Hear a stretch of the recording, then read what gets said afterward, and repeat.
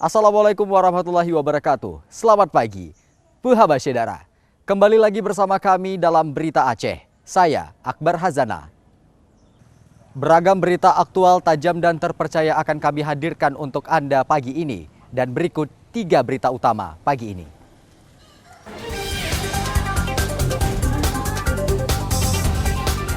Kasus penyakit malaria yang merebak di 4 kecamatan Aceh Singkil mulai merenggut korban jiwa.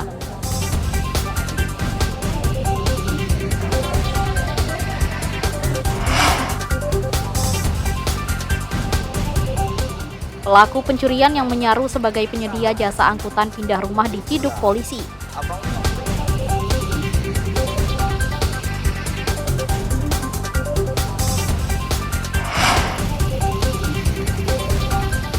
Musim kemarau yang melanda sejumlah daerah di Aceh Utara mendorong prajurit TNI bersama BPMA membangun sumur bor untuk tersedianya air bersih.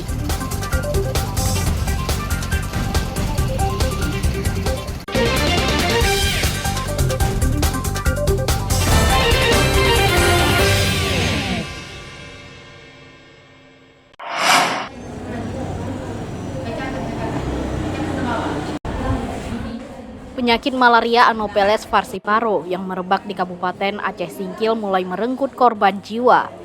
Hingga saat ini puluhan orang positif malaria, 4 diantaranya meninggal dunia.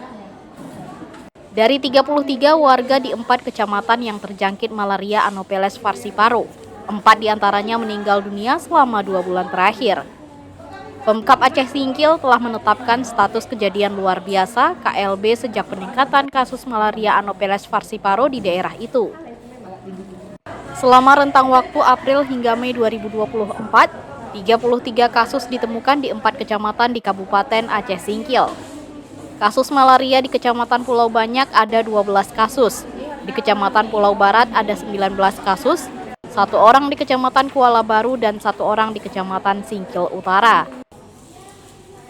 Hari ini berarti yang sudah terlapor yang pertama adalah dari PD Jaya, itu yang terlapor. Kemudian yang dari Pulau Banyak hari ini. Tapi yang tidak terlapor itu ada 2 orang Pulau Banyak meninggal, jadi totalnya 4. Itu. Yang memang meninggal ini artinya sudah memang malaria berat, tidak bisa lagi tertolong karena sudah menyerang kepada susunan saraf pusat. Akibat peningkatan jumlah kasus malaria Anopheles falciparum, petugas Dinas Kesehatan Aceh Singkil harus bekerja cepat menangani wabah mematikan tersebut. Nazarudin melaporkan dari Aceh Singkil. Untuk alerginya 2 kali sehari.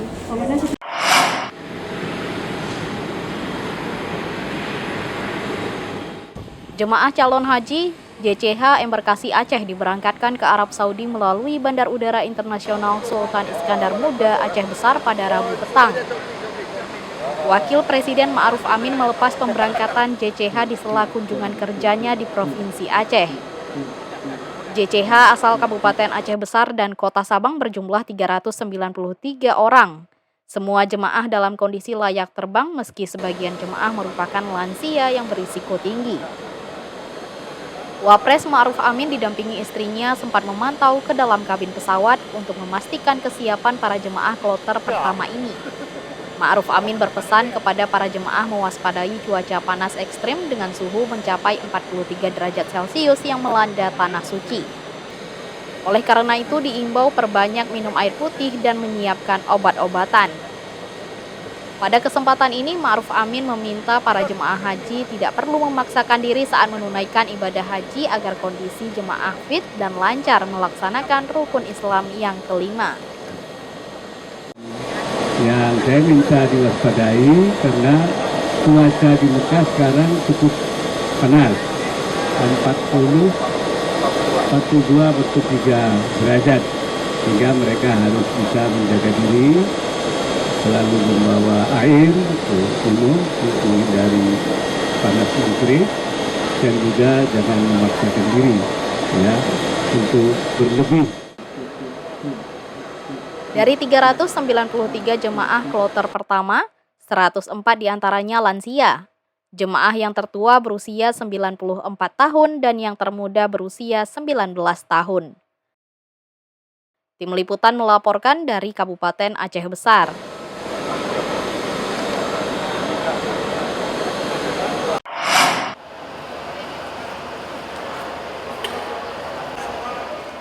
Kasus kriminal bisa terjadi dengan cara apapun, termasuk menyamar sebagai penyedia jasa. Modus ini juga yang dimanfaatkan SH untuk menguras isi rumah korban seolah sedang mengangkut barang pindahan. SH residivis kasus pencurian menguras isi rumah yang ditinggal pergi pemiliknya. Pencuri spesialis rumah kosong ini bersama seorang penadah melancarkan aksinya di Banda Aceh dan Kabupaten Aceh Besar. Modus jasa pindah rumah yang melibatkan SH dan seorang penadah, SF, akhirnya diakhiri tim Satuan Reserse Kriminal Polresta Banda Aceh. SH ditangkap di salah satu tempat setelah polisi menerima laporan korban. Untuk tersangka yang kami amankan ini, ternyata dia melakukan di 3 TKP yang berbeda, yang kita ungkap. Dan juga dengan modus dia menggunakan alat bantu kendaraan pick up jasa pindah rumah. Jadi seolah-olah juga mungkin tetangga kurang open atau kurang mengetahui bahwa ini adalah pencurian gitu.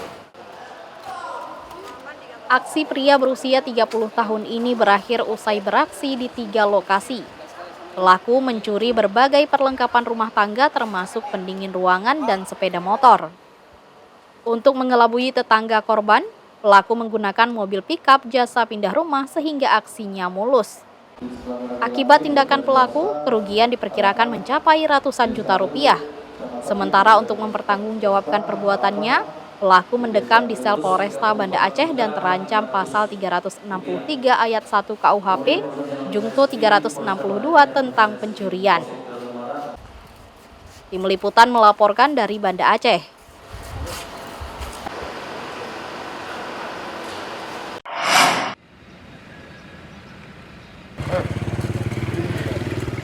Ratusan lansia menerima bantuan operasi katarak gratis dalam rangka memeriahkan Hari Lansia Nasional tahun 2024. Kegiatan sosial yang dipusatkan di Rumah Sakit Umum RSU Cut Mutia, Aceh Utara berlangsung selama 2 hari. Operasi mata katarak membawa harapan baru bagi lansia. Mereka kembali bisa bekerja setelah belasan tahun vakum akibat gangguan penglihatan.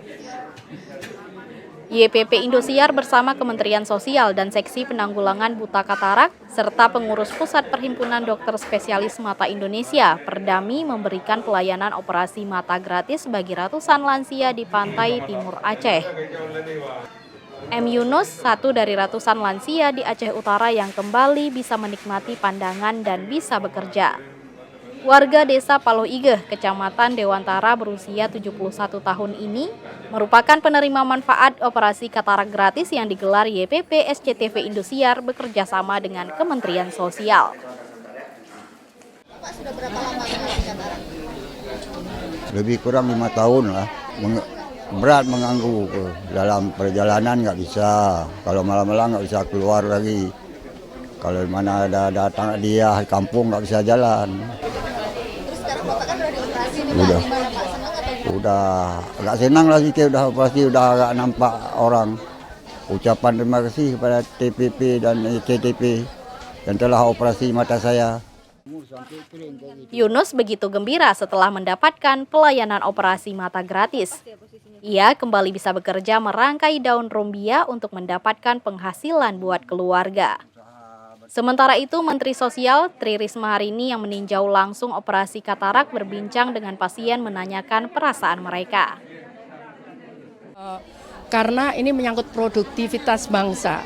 Udah ada hitungan, kalau seandainya seseorang itu menjadi buta, maka yang produktif, yang menjadi tidak produktif, itu bukan hanya penderita yang buta. Tapi kemudian support yang lain, keluarga yang lain, itu juga berkurang produktivitasnya karena mereka harus kemudian membantu dan sebagainya. Kalau disangkutkan pautkan dengan ekonomi, maka itu juga akan berpengaruh terhadap perekonomian. Sedikitnya 22 dokter spesialis mata diterjunkan untuk operasi katarak gratis bagi 275 lansia di kabupaten tersebut. Ramadan melaporkan dari Aceh Utara.